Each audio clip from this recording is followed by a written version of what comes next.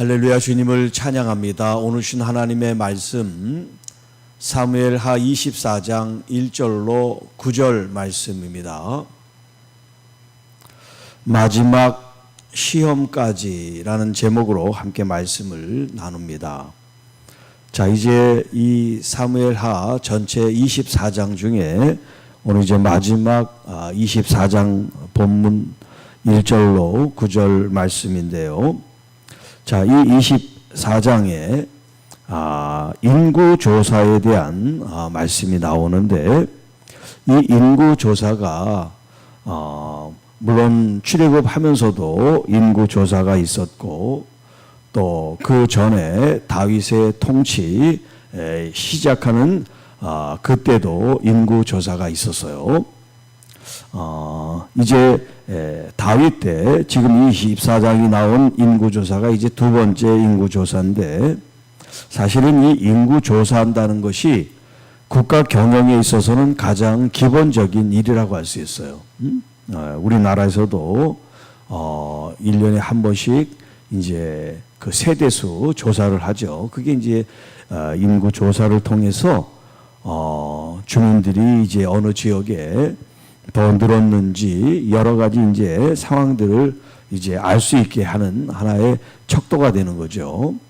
자, 그런데 이스라엘 백성들에게 하나님께서 그들에게 진노를 하셔가지고 그들을 치실 목적으로 다윗을 격동시켜 이스라엘, 유다 인구 조사를 하게 했다라는 말씀이 1절에 나오죠. 그러니까 지금 인구조사 하는 게 좋은 일이 아니라는 거예요. 이 얘기는 다음 시간에 이제 하겠습니다만, 여기 24장 1절에 보면 하나님께서 다시 이스라엘을 향하여 진노하사 이런 표현이 있어요. 이 사무엘하 21장에 보면 3년 동안 비가 오지 않는 그런 재앙에 가까운 그런 일들이 이스라엘 백성들에게 있었는데, 그것이 기본이라고 하는 사람에 대한 사울 왕의 잘못 행동에 대해서 하나님이 그런 진노와 재앙을 내리셨는데, 여기 다시 이스라엘 향하여 진노하사, 다시 이스라엘 향하여 진노하셨다.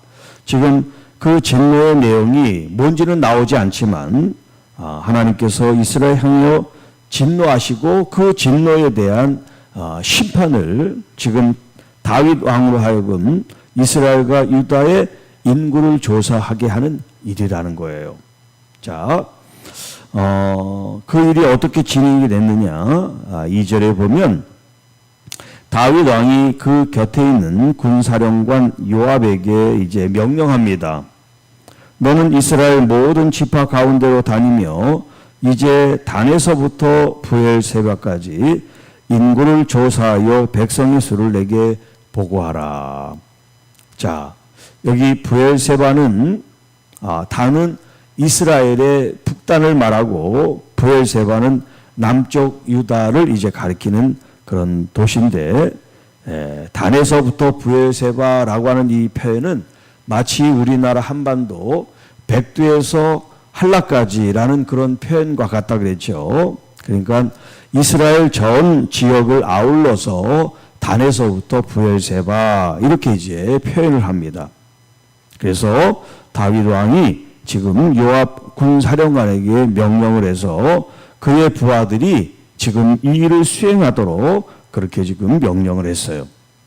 자, 그 명령에 대해서 이 요압이 뭐라고 얘기를 하냐면, 자, 이 백성이 얼마든지 왕의 하나님 여호와께서 100배나 더하게 하사 내 주 왕의 눈으로 보게 하시기를 원합니다. 그러니까 인구가 이렇게 늘어서 왕이 보실 때 흡족하게 하는 것이 하나님의 뜻이고, 또 하나님은 그렇게 왕의 눈에 좋게 하실 것입니다. 그런 이제 덕담을 합니다. 자, 그런데 내 주 왕은 어찌하여 이런 일을 기뻐하시나이까? 하나님께서 다윗 왕을 좋게 여기셔서 전쟁에서 승리하게 하신 그 하나님께서 백성이 인구가 많이 느는 것이 하나님의 뜻이면 하나님께서 지금보다 100배나 더 많은 인구를 하나님께서 우리에게 주실 텐데 왜 왕은 인구조사에 나서게 하십니까? 라고 지금 얘기를 하는 거예요. 자, 그러니까 지금 왕이 잘못된 지금 명령을 내리니까 이 부하 요압이 바른 길에 대한 조언을 하고 있어요. 지금 왕이시여 당신의 이 명령이 잘못됐습니다. 라고 지금 얘기를 한 거예요. 자, 이런 얘기를 들었지만 왕은 그 명령을 요압과 다른 군 지휘관들 있죠. 사령관들에게 재촉을 했다. 그 참모의 조언에 이제 귀를 기울여서 자신의 명령이 잘못됐다는 것을 빨리 깨달으려는데 그러지를 못한 거예요. 그래서 재촉을 하고 압박을 해서 결국 인구조사를 하도록 이제 이 명령이 하급 지휘관에까지 이제 전달이 됩니다. 자, 그래서 이제 요압을 비롯한 지휘관들이 병사들을 이끌고 각 지역으로 이제 흩어져서 인구 조사를 하게 돼요. 자, 그런데 얼마나 오래 걸렸냐면 8절에 보면 9개월, 9달, 20날 만에 다시 예루살렘으로 와서 왕에게 인구를 조사한 결과를 보고했다. 9개월 하고도 20일이 걸린 그런 일을 지금 한 거예요. 자, 여기 1절에 보면 여호와께서 이스라엘에서 진노하셨다 그랬죠. 그 진노하시고 나서 이스라엘 백성들을 치시려고 다윗을 격동시켰다. 이런 표현이 나와요. 다윗을 격동시켰다. 그리고 다윗을 격동시켜서 인구 조사를 하게 하셨다. 자, 그러면 지금 다윗이 인구 조사란 게 다윗의 의지예요? 하나님의 의지예요? 우리가 이렇게 또 질문을 할 수가 있어요. 결국 다윗이 잘못했다면 하나님께서 마치 격동시키고 충동해서 다윗이 그렇게 한 게 아니냐라고 우리가 얘기를 할 수 있죠. 그럼 다윗이 이런 명령을 한 것도 결국 다윗의 잘못이 아니지 않느냐. 우리가 그렇게 또 유추를 해나갈 수가 있어요. 자, 그리고 오늘 본문에 있는 이 24장이 역대상 21장에도 똑같이 기록이 되어 있어요. 왜냐하면 이 역대상 혹은 열왕기 이것은 지금 왕의 기록들, 왕들의 어떤 그런 마치 조선 왕조 실록 같은 그런 왕의 행적들을 기록한 말씀이기 때문에 그 역대상 21장 말씀에도 지금 이 본문이 나오는데 그 본문에는 여호와께서 다윗을 격동시켜서 인구 조사를 했다. 이 표현이 사탄으로 되어 있어요. 여호와란 말이 없고 사탄으로 되어 있어요. 그러니까 사탄이 지금 다윗을 격동시켜서 인구 조사를 하게 하겠다. 이렇게 되어 있어요. 주어가 완전히 달라요. 오늘 이 본문은 여호와가 주어인데 이 역대상 21장에는 사탄이 주어로 되어 있어요. 왜 같은 하나님의 말씀 성경인데 이렇게 완전히 극과 극 하나님과 사탄의 어떤 그런 모순된 말씀처럼 등장을 할까요? 이 사무엘을 쓰고 또 역대상이 있는데 성경이 같이 이렇게 나란히 있는데 어떻게 이렇게 같은 이야기, 같은 내용, 같은 사건을 그 주어가 완전히 다르게 쓸 수가 있나? 또 성경을 이렇게 필사를 하고 정리를 할 때 그 부분들이 다르면 일치를 시켜야 될 거 아니에요. 어딘가를 고쳐서. 뭐 이 본문 24장을 고치든 역대상 21장을 고치든 이 내용이 똑같은 내용인데 그걸 똑같이 맞춰야 될 거 아닙니까? 이 성경 전체가 통일성을 가져오는 어떤 그런 중요한 주제가 있는데, 그런데 그냥 그대로 여호와께서 사탄이 이렇게 돼 있어요. 자, 이 문제를 우리가 어떻게 해결할까 하는 거예요. 자, 먼저 여기 여호와께서 격동하셨다라고 하는 이 표현이 출애굽하는 그 과정 가운데 하나님께서 애굽의 바로를 그렇게 이렇게 완악하게 하셨다 하는 표현이 나와요. 그 마음을 완악하게 하셨다. 그래서 그 완악함으로 말미암아 하나님의 이 명령을 모세로 하여금 전달을 받고 그 말씀에 순종하지 않고 계속해서 이제 재앙이 없어지면 또 그 백성들을 옥죄고, 또 재앙이 있으면 또 보내주겠다고 그러고 재앙을 또 걷어달라고, 이런 일이 반복되죠. 자, 하나님께서 바로의 마음을 완악하게 하셨다. 그러면 바로는 전혀 완약한 사람이 아닌데 여호와께서 완악하게 하셔서 그가 이렇게 마치 고집쟁이처럼 그런 모습으로 우리에게 보도가 된 거냐라고 얘기할 때 그렇지 않은 거죠. 이 애굽의 바로 그 자체가 완악한 마음이 있는데 여호와 하나님께서 그것을 허용하셨다, 이런 표현을 우리가 쓸 수가 있어요. 그가 부드러운 사람이고 온유한 사람이고 좋은 사람인데 그 마음을 강팍하게 하고 완악하게 해서 그런 모습을 나타낸 게 아니고. 자, 그러면 이 본문에 있는 다윗이 지금 여기 여호와께서 격동시켜서 인구조사를 하게 한 게, 다윗은 전혀 그런 마음이 없는데 여호와 하나님께서 그 마음을 심어줘서 그 일을 하게 했다라는 게 아니라, 이 다윗의 마음속에 인구를 조사하고 싶은 그런 마음이 있는데 그 마음을 허용하셨다라는 표현을 할 수가 있어요. 자, 그러면 여호와께서가 아니라 사탄이 주어가 됐을 때 우리가 이 문제를 어떻게 이해를 하는 것이 좋을까 하는 거예요. 자,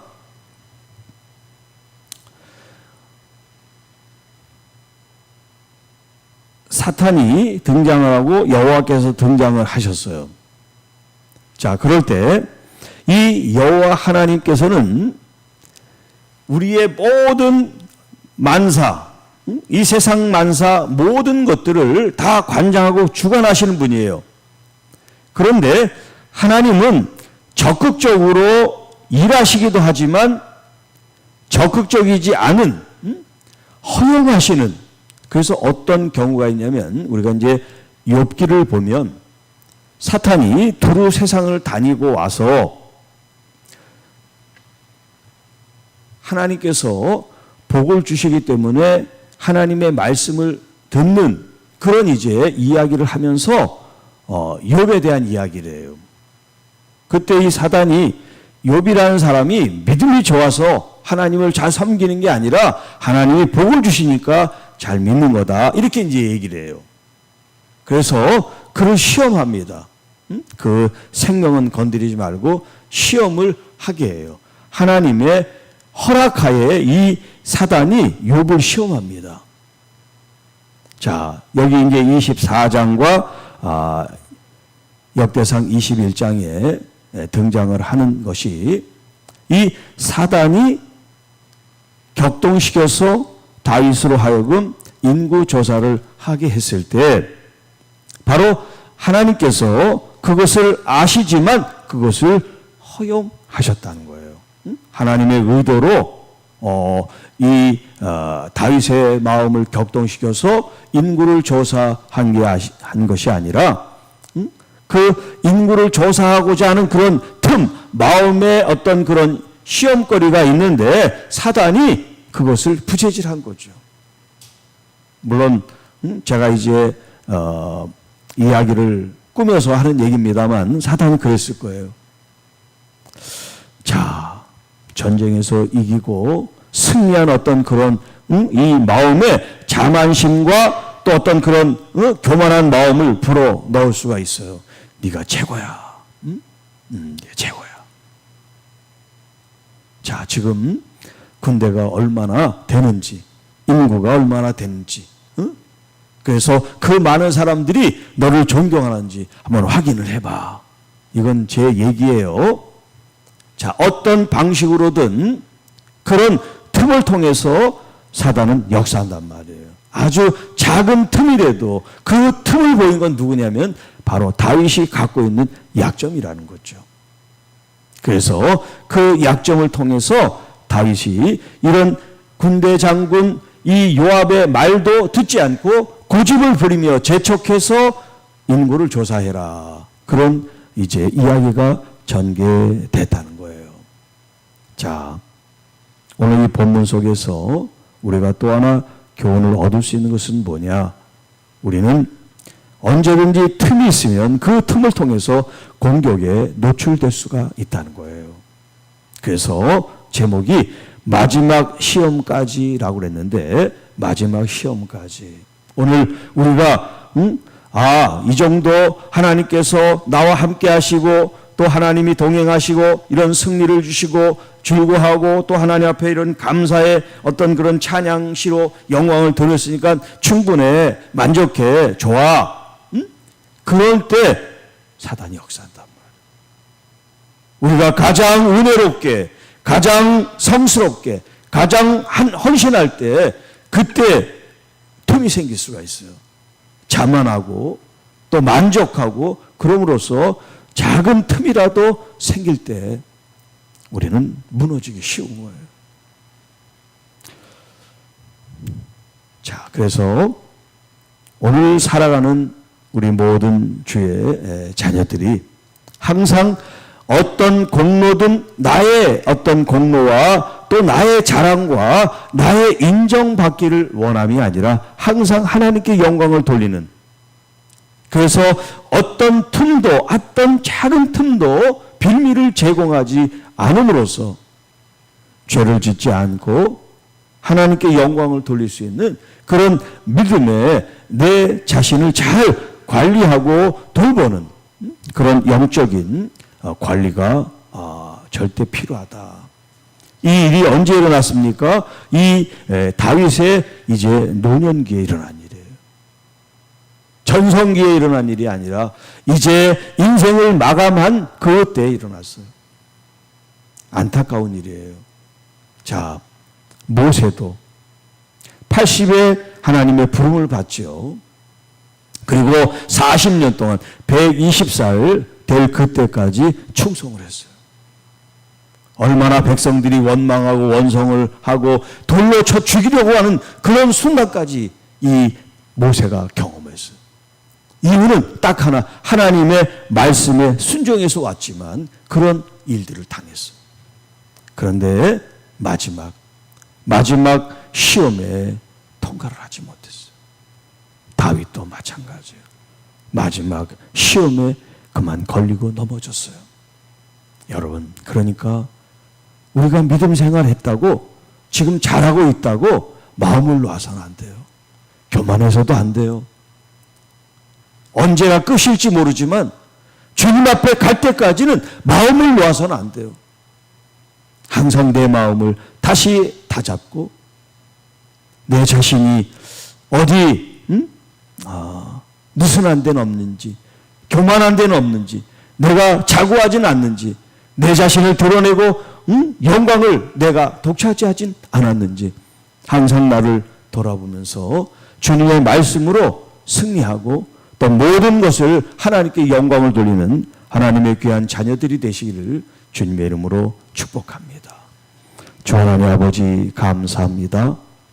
오늘 이 본문을 통해서 우리들 자신들의 모습들을 다시 한번 되새김질하면서 우리들의 연약함, 또 우리들의 작은 틈이 무엇이고 또 있다면 진정한 회개와 돌이킴을 통해서 사단에게 그 어떤 빌미도 제공하지 않도록 늘 하나님의 말씀으로 열매를 맺고 거룩하신 하나님의 뜻이 이 땅에 이루어지기를 간절히 소망하는 하나님의 나라의 백성, 하나님의 참된 자녀들이 될 수 있도록 인도하여 주옵소서. 그래서 이 땅에 하나님의 거룩한 일들을, 거룩한 뜻을, 거룩한 열매를 맺는 거룩한 전국 시민들이 되게 하옵소서. 특별히 하나님, 우리 가운데 병약한 하나님의 자녀들을 이 시간 긍휼히 여겨 주셔서 그 어떤 질병에서도 하나님의 치유와 회복의 역사가 우리 심령마다 경험되어지고 또 그 은혜를 친히 체험할 수 있는 복의 복을 더하여 주옵시고, 어떤 상황 속에서도 두렵고 무서운 그런 마음들, 걱정하고 근심된 마음들 주님 믿음으로 이기게 하셔서 강하고 담대한 마음으로 주의 뜻을 나타내는 우리 모든 자녀들이 되게 하옵소서. 오늘도 주님 앞에 우리의 마음을 진정 토로하고 간구하고 중보하고 기도하는 모든 심령들의 그 음성과 또 부르짖음과 간구가 하나님 앞에 다 상달돼 주님 이 땅의 아름다운 열매로 응답되고 영광 돌릴 수 있도록 역사하여 주시옵소서. 이 모든 말씀 우리를 구원해 주신 우리 구주 예수님의 이름으로 간절히 기도하옵나이다. 아멘.